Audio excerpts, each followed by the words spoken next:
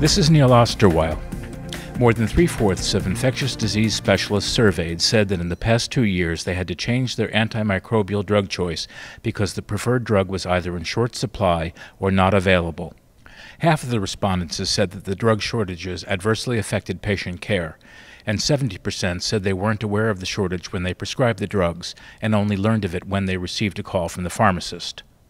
Dr. Paul Green recommends that providers who treat rare infections familiarize themselves with acceptable alternatives.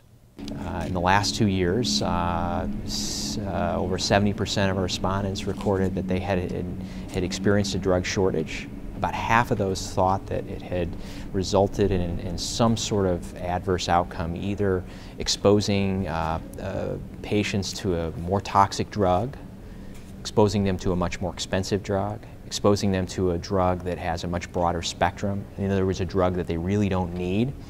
And then in a smaller number of cases, physicians actually thought that there was a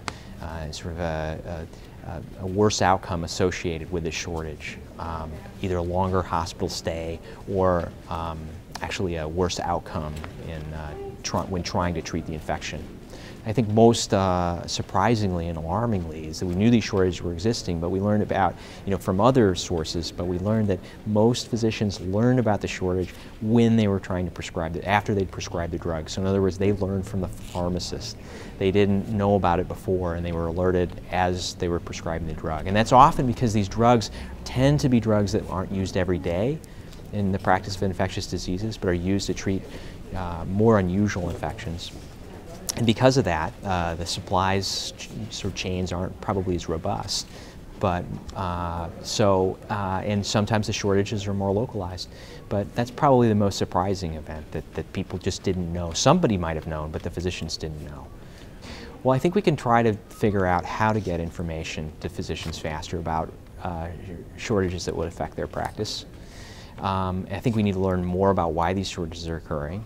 And then I think we need to figure out what drugs to worry about in the event that there's a shortage. In other words, a lot of these drugs, that's the workhorse drug. And so if that's out, what do you use? And I think we can try to do a better job of preparing physicians for the advent of a shortage, and so that they don't have to do a literature search after a call from a pharmacist. In other words, in these drugs where we have limited treatment options, we should really try to figure out what are some alternatives, and either through studies or expert opinion or guidelines, and try to help figure out what to do. Because we did a similar survey in the same group about 10 years ago, and the results were almost the same, only the names of the drugs had changed.